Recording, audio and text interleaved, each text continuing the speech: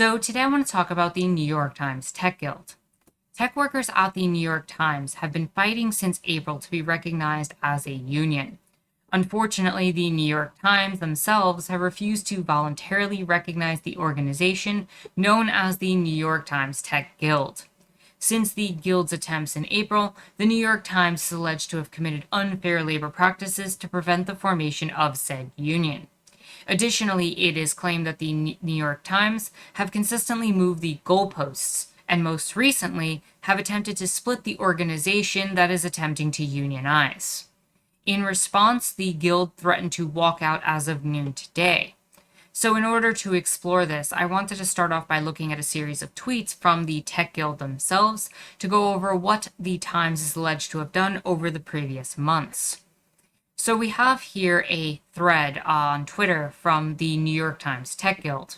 This morning, over 300 of our colleagues sent an email to management stating that we will not tolerate the unfair labor practices that seek to divide us and are ready to walk out at noon.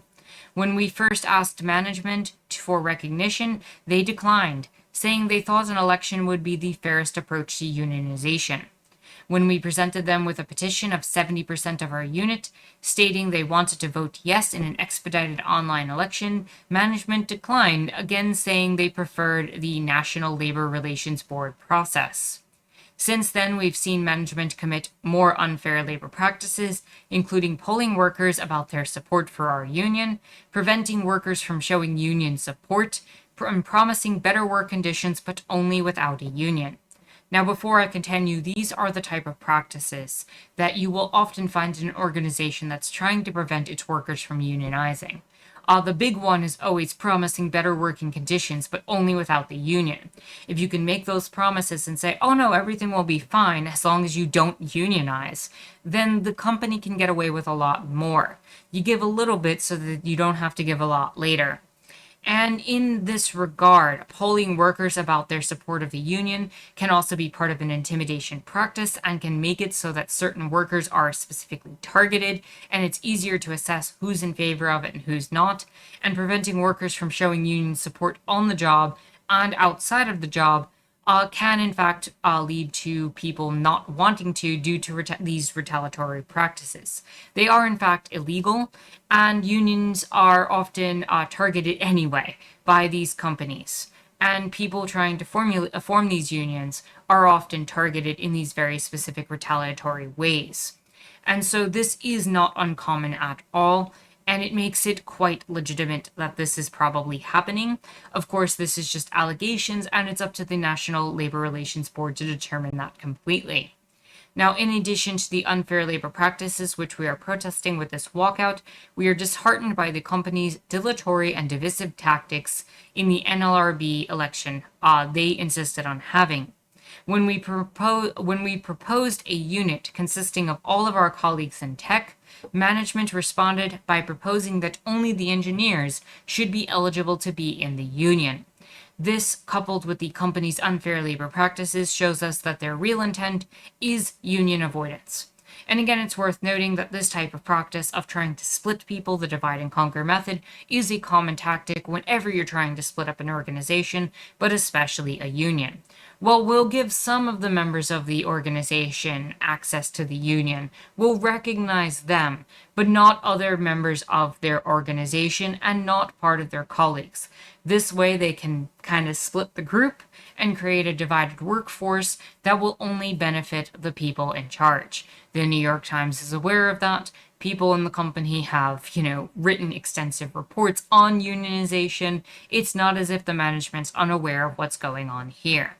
Now, in response to all of this, the Times has actually denied the accusations brought against them. It's disappointing that the union is more focused on attention-seeking tactics than having constructive dialogue with the company over critical issues of who is eligible for the proposed bargaining unit. A standard part of the NLRB election process, New York Times spokesperson Daniel Rhodes told The Hill. Now, this is another thing worth noting. The company doesn't get to really determine who's part of the bargaining unit. It's up to the workers to be able to determine that. The company can try to limit the amount of people involved, but it is ultimately up to the formed union to be able to determine that themselves. And this kind of comes off as a really dishonest representation of what's going on here. And it really puts me in favor of the union members that they are, in fact, telling the truth. And all of the allegations are, in fact, kind of legitimate, at the very least. Now, we also have more information brought to us by a website, pointer.org, where they say that the workers are part of the New York Times Tech Guild, a roughly 600-person unit that first went public with its union drive in April. Since then, the union has clashed repeatedly with the paper. They have filed at least 3 unfair labor practices charges, 2 of which are still open, with the National Labor Relations Board, alleging that the company violated federal labor law. So now we have a rough idea of what kind of has gone on here.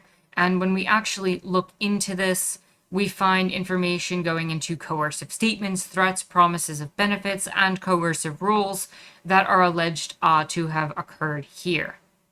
Now, going further into this, in the unfair labor practice charges, the union alleges the company violated a law that prevents employers from coercing workers and interfering with their rights to unionize. The New York Times denies these allegations, as we saw. The walkout comes just days after the New York Times insisted that the proposed union only includes software engineers, a move that would exclude over 230 workers, including data analysis, project managers, product managers, designers, and assistants. Now, when it comes to stuff like this with tech, everyone involved kind of has their part. The New York Times has a large amount of people working on their projects. That includes things like the election results and data analysis that went into all of that. It includes all of the different charts and graphs and infographics that they have on their pages and on their website. All of this stuff really comes together, including the people who actually run and manage the computers and make sure that they're able to print in a timely manner and that all of their articles look up to date and up to the level of tech standard that they want to produce. So by selecting just these software engineers and saying, no, you can have it, but the other 230 workers, the data analysis and everyone else can't, is specifically targeting the group that they think they can appeal most to say, actually, you're worth it, but everyone else isn't. But in reality, these software engineers could not do their job without all of these other members. And in fact, the Times themselves could not operate without all of these members working in conjunction. And so it is a dishonest representation of the job and what it entails to kind of separate this one group out. And as I mentioned that before, but to go into it a little bit more, this is exactly how they're trying to split people. Now, the fight to unionize tech workers at the New York Times has attracted significant attention, in part because this drive is historic. If the workers are indeed successful, it will become the largest union representing tech workers in the United States. And this is worth talking about. Even though the news organization has been unionizing with other workers, tech workers are ones that generally don't unionize. And there's a long history that goes into this. For decades, tech workers have faced consistent hurdles to organizing because of a lack of power on the job. Workforces have been spread across the world, usually across large distances. False narratives about working conditions where it's kind of idealized as if tech workers have these cushy jobs where they can kind of control their time already so they don't need to unionize. And there's been staunch resistance from management throughout their history. Now, up to the early 2000s, people felt as if they didn't need a union. In fact, in 2004, a survey showed that only 33% of tech workers supported unionization in the workplace. However, by 2016, that had grown to 59%. Tech workers at places like NPR and Glitch. I know that Kickstarter also recently had a bunch of their workers try to unionize. And now with the New York Times having over 650 of its IT workers trying to join a union, you're starting to see a shift where tech workers are starting to move in this direction. So when we talk about this, it needs to be worth noting that this union of 600 to 650 people would in fact be the largest in the history of the tech workers. Now, that is kind of sad on some level because 650 people is not a lot in the grand scheme of things, especially given how many people work in tech in total. However, it's a start, and it's something that could increase and start to demonstrate how tech workers can, in fact, unionize and work together to formulate larger groups in time. And that's something I'd like to see. Maybe it's the New York Times right now, and all these other organizations have these smaller, fragmented groups, but maybe in time they form one larger union that ends up supporting all tech workers across the country. And that could be a huge development. And that's something to look at and worth noting. And that's a big part, I think, of why the New York Times in particular is standing the way it is in this formation of this particular union. This is kind of unprecedented, and they think they can stomp it out. So, in addition to that, the conflict is also notable in that it's playing out at this paper, the New York Times, that has actually supported the voluntary recognition of unions both in practice and in its editorial pages. In 2019, the staff at Wirecutter, a product review site that the Times purchased in 2016, announced that they were going to unionize and received voluntary recognition just 3 months later. The New York Times often reports on union formations. They are often coming out in favor of the unions that they write about. A lot of times, they'll give a lot of the sides of the companies as well, but the Times does kind of have a reputation of at least mentioning more so than other organizations what the labor group wants and what they need, and doesn't strictly come out in favor of companies. And so it's worth noting in that regard that you have this company that writes on unions and makes their money off of the fact that they put out papers in which they talk about the benefits of unions, but are kind of coming against unions as of late in their practices. And that's kind of a hypocrisy that is quite common in a lot of organizations.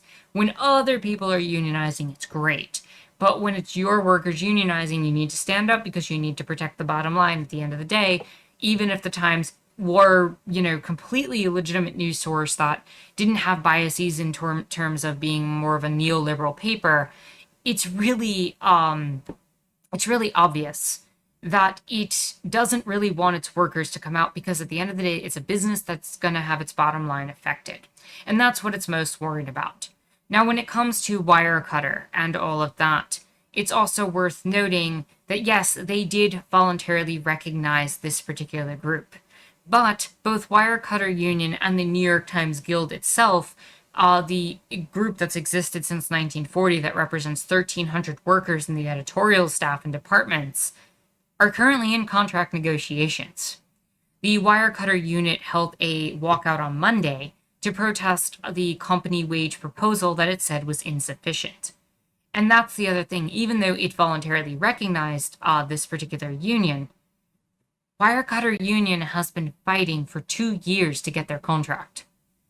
They haven't gotten it since 2019. Yeah, they got recognized. That's great. But they haven't been able to come to any sort of negotiation. And so it's kind of seeming to be part of a trend that the Times is going through right now, where it's fighting against the unions that are under its employ, or the workers in the unions that are under its employ, rather. And they're trying to fight them in very specific ways. Yeah, we'll give you recognition, but we're going to extend the negotiations on the contract and not give you enough pay. And it's good to see that the Wirecutter Union and as well as the Times Guild themselves have come out in favor of the Times Tech Guild. We stand with the Times Tech Guild in total unity. All workers deserve representation and recognition. These attempts by the New York Times to divide and disenfranchise our colleagues will not be accepted. And that's really, really great to see.